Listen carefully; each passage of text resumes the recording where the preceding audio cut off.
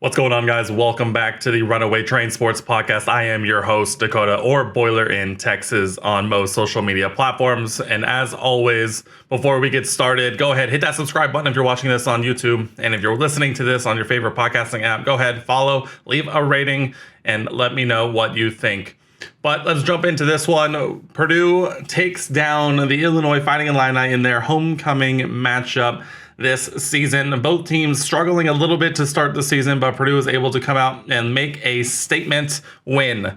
For Ryan Walters' first win in Ross-Ade Stadium as the head coach of the Purdue Boilermakers, and it comes against none other than the Illinois Fighting Illini, his former team. Walters, obviously the defensive coordinator for the Illini last season before accepting the head coaching position for Purdue this year. I mentioned it was the first win at home. Purdue obviously 0-3 so far in Ross-Ade Stadium, with the only other win this season coming on the road at Virginia Tech. So it was extremely nice to get back into Ross-Ade and get a win under our belts for this program, and I think it was very badly needed, both for this team as well as for us fans. It was nice to see kind of both sides of the ball getting up and going for once. I mean, it felt like there have been stints in games so far where the offense or defense would kind of have their moments, but never together and never for a complete game. I felt like this was Purdue's first true complete game of the year so far. And although it did include a couple of hiccups in the first half, the second half was all about execution and all about not letting up and not giving Illinois an opportunity to get anything going in this one. But let's go ahead. Let's jump on into it.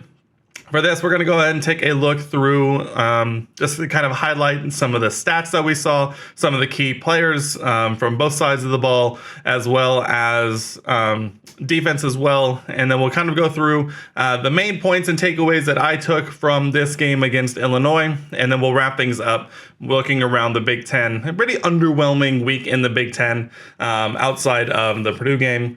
And so we'll wrap it up with that, and then kind of talk about any of the other major implications in the conference as a whole. But let's go ahead and start. Obviously, Purdue wins 44-19. Don't think I'd said that yet. That one is on me. It was a relatively low-scoring affair for the first two periods. Purdue went into the halftime with a 16-13 lead over Illinois after they got a decently long field goal before the halftime bell rang. And so the first half of this, I think, is kind of what more of us were expecting. This is a battle of two teams that really are near, let's just say, figuring it out mode still to begin this season. And so I think a lot of us were expecting a tight one where it really was just going to come down to who could execute the most down the stretch. And I think this halftime score really proved it. And while I do think that Purdue looks more impressive in the first half, there were still some moments that kept us from truly buying in 100% on Purdue, definitely like leaning in and saying Purdue is going to win this game. Purdue showed a lot of good things on offense, and the defense was doing exactly what it needed to do outside of a couple of key moments, which we'll touch on when we get there. But obviously in the second half, Purdue waltzes away with it, only allowing 6 points in the second half to Illinois and scoring 28 of their own in the second half. So let's go ahead. Let's take a look at some stats. Let's go ahead and start with Illinois, kind of like we usually do for these. Luke Altmaier, quarterback for the Illini, finishes 16 of 25 through the air for 202 yards and a touchdown. I think Altmaier actually was pretty decent in this one, outside of a couple of key points and key throws that he just missed, particularly on Illinois' first scoring drive, where he misses a wide open tight end and basically waltzing into the end zone. Purdue got lucky there that he overthrew him, or that could have been an easy touchdown rather than a field goal to open up. And then in the second quarter, I can't remember exactly when it was, but they had another just wide open waltz into the end zone type reception when the receiver just dropped it. And so I don't necessarily think Altmaier was that bad. Honestly, I think Altmaier was perfectly reasonable. I think his offensive line just kind of let him down a little bit there. And I think it really showed. I mean, only 9 incompletions, still threw for 200 yards and a touchdown. And then on the ground, he did have, on the first play of the game, a about 50-yard rumble when, once again, rears its ugly head. Purdue unable to keep quarterback contained. They rumbled down for about 50 yards. And when you factor in sack yardages He actually only ends up with 29 yards on the day, which I think is perfectly acceptable for this weekend and this team. I think it was really nice to see Purdue kind of do better and make those adjustments as the game went on to keep anything from really developing like that, and kind of keep Altmyer in the pocket and try and make him beat Purdue with his arm. And I think that was definitely a winning strategy that Purdue executed pretty well. Otherwhere on the ground, Caden Fagan, I can't remember. Their starting running back, I think, was out. And so Fagan steps in, 11 carries for 85 yards. And then Josh McCray also comes in, 10 carries for 35 yards. As a team, they end up with 149 yards on the ground and 1 touchdown. Definitely a decent day on the ground for Illinois. But that said, definitely kept them from really getting any kind of rhythm. I think Purdue's success on passing downs really hindered Illinois' ability to really gain momentum on the ground, which was super nice. And then as well, once you got into the second half, playing from behind, obviously you're going to kind of abandon the run game for the most part. But when you abandon the run game, that obviously goes into a more pass-heavy offense. For the receivers, Isaiah Williams leads Illinois with 6 receptions for 113 yards. He had a pretty solid day, all things considered. Pat Bryant gets 3 for 40 with the lone thrown touchdown for Illinois. And then from there, it was just kind of a reception or 2 up and down the way. They end up going for 226 total yards through the air on 18 catches. So definitely not the worst day statistically. I think the biggest thing, and we're going to touch on it here in just a moment, were fumbles lost. Luke Altmyer puts 1 on the ground. That was obviously in the beginning of the game to give Purdue its first touchdown. Backed up against their own goal line. I believe it was... I can't remember who it was, but one of Purdue's cornerbacks gets free on a blitz attempt and ends up knocking the ball loose into the end zone. It was recovered by Purdue for their first defensive touchdown. I believe their first defensive touchdown of the season, and first in a little bit, if I'm remembering correctly, to get the boys on the board. Of course, we ended up missing the ensuing PAT, but that's neither here nor there, as their one lost fumble on the day. They ended up actually having a couple more fumbles, but they just didn't lose any, which was good for them, but could have been a whole lot worse. Kind of also looking through their defense now, they end up with 2 sacks on the day and 4 tackles for loss as a team. It definitely felt like Purdue's offensive line did a much better job in keeping the pocket relatively clean or giving Hudson Card an opportunity to make plays rather than forcing him to scramble out and try and make quick decisions. I think that was very, very nice to see. And that really was kind of it. I mean, no interceptions thrown by Card. Obviously, love to see that. In terms of, kicking, Caleb Griffin, Illinois' kicker, kicked a 53-yard field goal. I believe that was the one to end the first half. That was a very impressive kick to see from him. And so all in all, I think Illinois had it was a very deceptively solid day, but definitely nothing too crazy or nothing too much to write home about when it comes to their biggest issue that we saw. And we'll cover more of this when we get over to the Purdue side of the ball. That's the third down conversion percentage was just not it. Purdue did not allow a third down conversion until well into the fourth quarter when the game was well in hand. And so Illinois' inability to stay on the field and extend drives really hurt them in this one. But let's jump over to Purdue now. I feel like I just talked about Illinois for a very long time when they didn't really do anything too special. So let's go ahead. Let's take a look. Hudson Card, 18 for 26, 217 yards, and 2 touchdowns through the air. Although one of those touchdowns we'll cover here in a minute when we get to him, to Deion Burks there in the second half. It does go in the books as a passing touchdown, but realistically, I think it's more of a rushing touchdown for Burks. But we'll touch on that a little bit more when we continue on.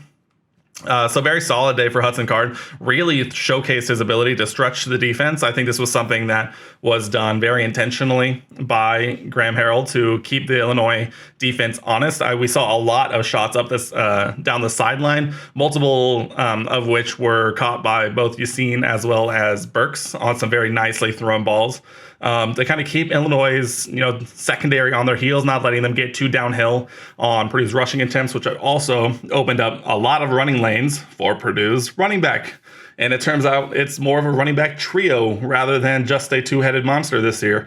And so we'll talk about that. Tyrone Tracy, obviously, I think the star of the show, 21 carries, 112 yards, hits 100 yards, and Purdue gets a 100-yard rusher for, man, I don't know if we've had one this year, but it definitely feels like the best execution Purdue has had on the ground this year. And so seeing Tracy get 112 and a touchdown on the cards today was absolutely fantastic to see. Devin Mockabee also gets in on the action, going 14 carries for 67 and a touchdown. We'll talk about it here in a minute. Now let's just talk about it now. Devin Mockabee, I think, probably would have gotten more burn in this one and maybe could have been also contending for a 100-yard game, except for early in the first half. Purdue driving down on offense. He just gets a little too loose with the ball, gets the chicken wing out, gets the ball out wide, and it gets knocked loose, and Purdue loses a fumble in their own red zone, which is absolutely backbreaking when the offense had looked particularly pretty good up until that point. And I think Devin kind of was on the receiving end of a benching for at least a little bit. He obviously came back and was able to finish out the game on a series here or there when Tracy or Downing wasn't in the game, which was nice to see. Coach Walters get him back in the game, continue to let him feel things out.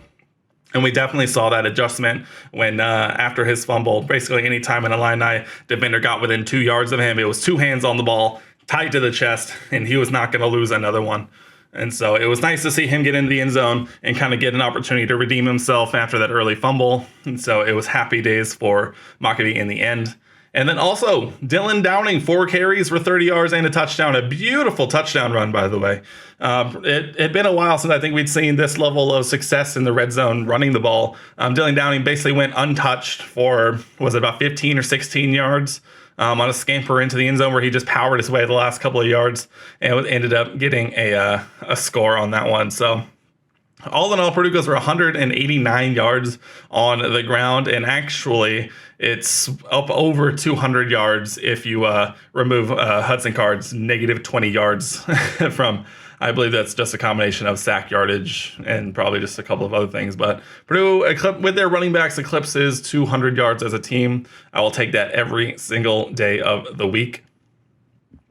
Deion Burks leads Purdue's receiving core with 5 receptions, 83 yards, and a touchdown. Now, I mentioned that we were going to touch on this with Card's 2 passing touchdowns. Deion Burks' 1 touchdown came on one of those, pop pass forwards and a bit of misdirection, which was a beautiful play, by the way, and really demonstrated Deion Burks' speed in space. And I, for one, welcome any opportunity to see Deion Burks get the ball in space and try and make something happen. But he basically just outsped 3 Illini defenders, a couple of which had fantastic angles to make the play, and he just ran basically right around them into the end zone. So it's a beautiful bit of misdirection, absolutely perfectly timed, and we made it work.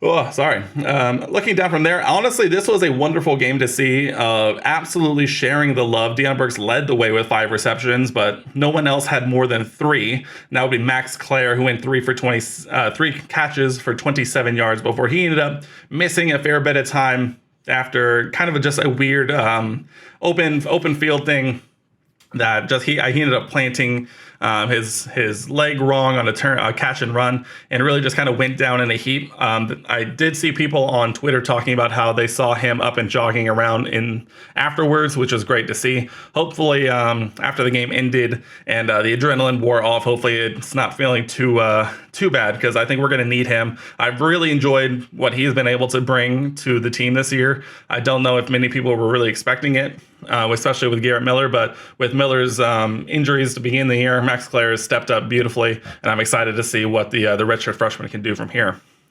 The other receiving touchdown for the day, Garrett Miller gets in on a beautiful little skinny post slash, kind of a lazy seam route, gets in between the Illinois coverage and gets a 28-yard receiving touchdown on a wide open, couldn't be any more wide open. Little miscommunication by the Illini secondary, and Garrett Miller gets the easiest touchdown cast probably of his career to get into the end zone to round out Purdue's 2 receiving touchdowns with him and Burks. honestly, I was very impressed with the entirety of Purdue's receiving core. I mean, look at this reception spread. Deion Burks with 5, Abdur-Rahman Yassin with 2, Garrett Miller with 2, Claire with 3, Sheffield with 2, Devin gets 2 out of the backfield, Tyrone Tracy gets 1 out of the backfield, and we see the first career reception for Jaden Dixon-Veal, 1 catch for 5 yards, a nice little catch. I mean, he also had a lovely sort of back shoulder, streak along the sideline catch. He ended up catching out of bounds, but I was still impressed with the athleticism to come down with it regardless. So Purdue really sharing the love through the receiving game. And honestly, while I do think that we do need to get Deion Burks the ball more, I'd love to see us get Sheffield the ball more a little bit as well. I've really enjoyed the ability to share the love and not hone in on any one particular receiver too much and keep the defense honest. I think that's exactly what this offense is trying to do, both on the ground and through the air. Just trying to keep that defense honest, and that's how things happen when you have a balanced offense and you get plays done both ways. So lovely. It was a fantastic day for the Purdue offense. I think I mentioned this on Twitter as well, but it was lovely to see the offensive line get rewarded for the amount of the work that they've been putting in week in and week out. I mean, Purdue ran the ball, 45 times in this game for, like I said, over 200 yards if you don't count sack yardage. But it was nice to see. They gave Card time when he needed time. They opened up holes when Purdue needed to get something on the ground. I don't remember this many times seeing in this game Purdue being able to run the ball on those 3rd and short situations and routinely break open enough for a first down. So it was lovely to see those guys rewarded for the work that they've been putting in. Over on the defense side, special shout out to Yanni Karlaftis. Had an absolutely great game. Ends up getting a sack as well as a crucial 4th down stop where he kind of broke through and made an ankle tackle on a 4th down attempt by Illinois to turn the ball over on downs. Purdue quickly scored thereafter. Yanni was all over the place, and it was probably one of his better games as a Boilermaker. I was super happy to see a Karlaftis having success on defense. Surely we've never seen anything like this before. Also, shout out to Sanusi Kane, led the way in total tackles with 7 total tackles as well as a sack. Great day for him. Dylan Thieneman, what more can you say? He's still all over the place. Markevius Brown, that was who I believe that's who forced the fumble on Purdue's first touchdown, if I remember right. Or it was Marquise Wilson. I honestly can't remember. I'm really sorry. I don't know which one of you it was. It might have been Marquise Wilson. I don't know. I don't remember. That's my fault.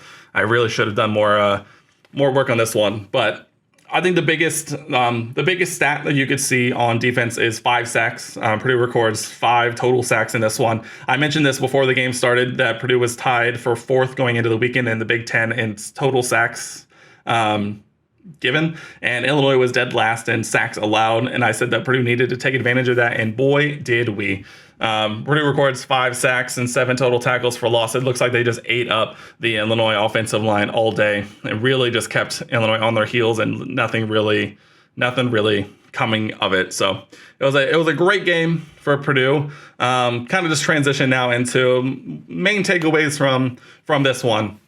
One, it was lovely to see Purdue get their first win at home this season under Ryan Walters. I think this is something that we've been waiting for. We had our opportunities, but just couldn't get the job done. It was nice to see the turnovers be held in check after going the first, two games with no turnovers to the last few games where, Purdue turned it over a million times against Wisconsin. Besides one Devin Mockabee fumble, keeping the turnovers in check was very, very good to see. And Purdue really showed what they could do on offense against an overmatch. When you're overmatching an opposing defense and playing at home, that's what you want to see from an offense. You want to go out, run your stuff, be creative, and execute like we did. Purdue gets a 100-yard rusher. Love to see that. Got to see Deion Burks continue to show off what he's capable of bringing to this team. I'm excited to see what he can do in the future. And on defense, I think it came out after the game ended, but we learned that Ryan Walters actually was the one making the defensive play calls in this one. I believe he put both of his offensive and defensive coordinators up in the box and allowed them to call plays and see the field from the box rather than on the sideline. And honestly, if we can repeat this next time and see the same level of success, I think that should be a permanent solution. The defensive play calling was night and day. The offensive play calling was perfect. Maybe not perfect, but it was, I think, also just a night and day difference over what we had seen so far. And so I think this is something that I'd love to see us try again, and hopefully it can come with the same results. But in this one, we saw a marked improvement on Purdue on the defensive side, really mixing up the looks, bringing pressure from different places, and really just making the Illinois offense uncomfortable almost all afternoon long. And then for Purdue on offense, we shared the love. We were able to get some running game going, and we actually moved the ball pretty efficiently. I can remember a few 5-ish minute drives, which is not something we routinely see out of Purdue the last few years. And so we saw long, sustained drives, picking up first downs on third and mediums, third and longs, third and shorts. Getting our defense an opportunity to rest and keeping the Illinois defense on the field as long as possible. But it was a great game, absolutely fun to watch. 44-19, Purdue wins. And let's go ahead and use this now. Let's take a look around the Big Ten games from this past weekend and talk about the results and if there was anything too much to take away from anything. Not necessarily too much, as we'll soon find out. There wasn't too many close games this weekend. Let's just go ahead and run down it. Michigan at Nebraska. Michigan waltzes up to a 28-0 halftime lead and effectively just sits on Nebraska for the rest of the game. They win 45-7. Penn State messes around and almost finds out, at least in the first half, but they end up winning 41-13 after being up 10-all, and sorry, not even up, tied 10-all going into halftime before effectively 31 unanswered points, only a field goal in the fourth quarter for Northwestern. That was 11 a.m. kickoff at Northwestern. I don't think any of us blame them for being a little sleepy coming out of that one, but they ended up coming out on top pretty easily. Minnesota really was on, eyeballs watch, eye emojis watch. Almost well into the third quarter, they end up taking down Louisiana 35-24. Minnesota, without their starting running back, able to still continue to get that success on the ground. And man, it was touch and go there for a minute. Louisiana was playing with a lot of confidence before Minnesota kind of ran away with it there towards the end to win by 11. Maryland basically just shuts down Indiana at home 44-17. This was a game that was never really close. I mean, it was 21-3 after the first quarter, and it never really felt close after that. Rutgers takes on Wagner and wins 52-3. I don't know what you take away from that game. And then in probably the most telling game and the most results-oriented game of the night, Iowa takes down Michigan State 26-16 at home on basically a Cooper DeJean punt return touchdown with whatever it was 30 seconds left to win this one, going away. Michigan State was in it pretty much the entire game until the fourth quarter before Iowa did just enough and gets a defensive touchdown to go up by a score, and then a late field goal to put them up by 2 scores, and that was all she wrote. Michigan State actually was pretty in it in this game. Purdue legend Malik Carr was all over the place. I think he recorded his career high in receptions in the first quarter before he ended up getting banged up, and I believe didn't come back in this one. It would be interesting to see what this game looks like if he ended up not getting hurt and could have finished the game. But Iowa, the big story for Iowa, Cade McNamara goes down with a non-contact leg injury, which, as we know in sports, a non-contact leg injury is probably one of the most tough ones to see as a spectator. In live action, it looked like he just kind of went down avoiding the contact, but on slow motion, you could see him plant, I believe it was that left foot, and immediately just gave way, couldn't put any pressure on it. And hopefully it's nothing too serious. Apparently he's dealt with some leg injuries in the past. And so, it was a tough one to see. Iowa got a little pedestrian there for a little bit, kind of doing the Iowa thing of relying on their defense to keep things close. And it worked for the most part. And then, what was his name? Deacon. Let me pull it up here. Yeah, Deacon Hill comes in, goes 11 of 27 for 115, 1 touchdown and 1 interception. Iowa did Iowa things, kept it close, and I tell you what, we're going to talk about it more in the Iowa preview episode, but that Iowa game suddenly looks a little less scary if it's not Cade McNamara back there. And while Iowa's offense is Iowa's offense, if Purdue can come out and plays with the confidence that they were able to against Illinois, we'll see if Ryan Walters is able to continue that Purdue over Iowa weird voodoo magic. But that was the results around the league. Probably the only most telling one, probably Minnesota and Louisiana. Minnesota still working things out, but they get the win at home. And then obviously Iowa, Michigan State, where a lot happened. It will be interesting to see as we continue on. But that will do it for me here on this episode of the Runaway Train Sports Podcast. Be on the lookout later this week for my preview of Purdue's trip to Iowa City to take on the Iowa Hawkeyes. It's going to be a very interesting one. A couple of weeks ago, I put Iowa in a definitely not going to win category. But, since then, they have looked a little more and more pedestrian. And while Purdue, obviously, we can't overreact too much over a win over Illinois at home, they definitely showed a lot of life. And I'm excited to see what Purdue can put out on the field against Iowa. The Big Ten West is wide open, ladies and gentlemen. It is wide open, maybe outside of Wisconsin. Iowa obviously should still be regarded as one of the favorites as well, but you never know. I might have already started my build up towards my determination that Purdue can win the game next week, but time will tell. But like I said, keep an eye out probably around Thursday for my preview episode of the Iowa game. But for now, that'll do it for me here. And as always, boiler up, hammer down, hail Purdue.